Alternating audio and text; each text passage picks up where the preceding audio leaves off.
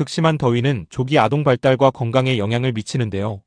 폭염은 아이들의 인지 기능이나 주의력, 기억력을 저하시켜 집중력, 정보 처리, 문해력과 수학 발달, 이정표 달성을 더 어렵게 만들지요. 또 폭염은 불안과 과민성, 수면 장애, 심리적 고통을 유발할 뿐만 아니라 학교 폐쇄나 놀이 축소를 초래하여 사회 정서적 성장과 교육 기회를 더욱 저해하며 특히 경제 형편이 어려운 아이들이 가장 큰 타격을 입게 됩니다. 폭염이 직접적으로 아이들의 인지에 영향을 주는 것은 과열된 뇌는 식히기 어려워 신경 발화가 느려지고 인지 작업이 더 어려워지고요. 뜨거운 열은 학습의 필수적인 주의력, 기억력, 정보 처리 능력을 저하시킵니다. 그러다 보니 많은 연구에 따르면 아이들은 폭염 기간 동안 인지 및 적성 검사에서 더 낮은 성과를 내는 것으로 나타났습니다. 아이들의 인지 능력도 떨어지지만 행동이나 정서적 영향에도 매우 나쁘게 작용하는데요. 폭염 환경은 안절부절, 짜증, 공격적인 행동을 증가시킬 수 있고요. 열대야로 인해 밤의 더위는 잠들기 어렵게 만들어 낙각성과 학습에 영향을 줍니다. 이에 뉴욕대학교 등 공동연구팀은 어느 정도의 더위가 어린이들의 학습 능력에 영향을 미치는지를 직접 대면하여 연구하는 코호트 기법을 사용하여 연구했는데요.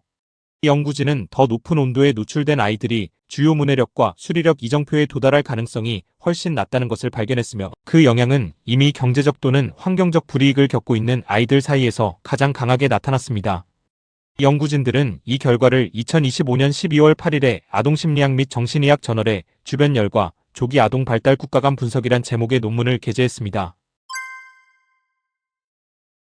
연구진의 새로운 연구에 따르면 극심한 더위는 건강과 환경을 위협할 뿐만 아니라 조기 아동 발달을 늦추기도 하는데요.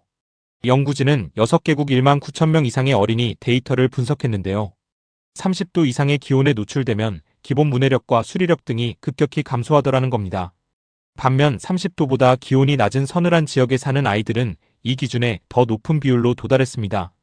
이에 뉴욕대학교의 응용심리학 교수인 호르에 쿠아르타스는 열 노출이 생애 전반에 걸쳐 신체적, 정신적 건강에 부정적인 영향을 미치는 것으로 알려져 있지만 이 연구는 과도한 열이 다양한 국가에서 어린 아이들의 발달에 부정적인 영향을 미친다는 새로운 통찰을 제공한다.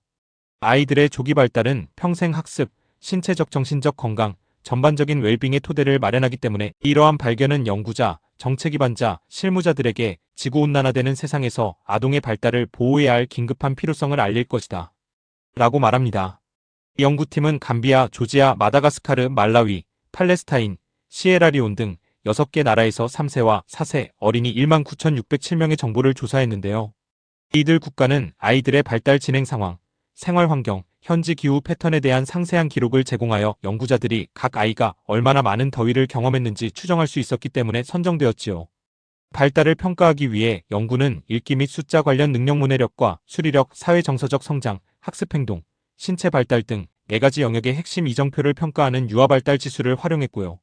또한 교육, 건강, 영양, 위생과 같은 인구 통계 및 복지 지표를 포함하는 2017년에서 2020년 사이의 다중지표 클러스터 조사 데이터를 통합했습니다. 이 2가지 정보를 월평균 기온을 추적하는 기후 데이터를 결합함으로써 연구진은 열 노출이 초기 발달 지형과 연관되는지 탐구할 수 있었던 겁니다.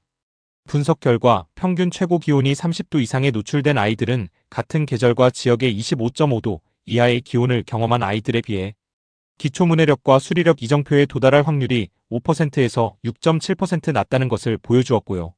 특히 경제적으로 어려운 가정 출신, 깨끗한 물에 접근하기 어려운 아이들, 도시 환경에서 자라는 아이들 사이에서 발달 장애가 더욱 두드러졌습니다.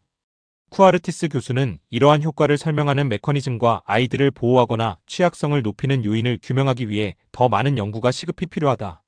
이러한 연구는 기후변화가 심화됨에 따라 대비, 적응, 회복력을 강화하는 정책과 개입의 구체적인 목표를 정하는 데 도움이 될 것이다. 라고 말합니다.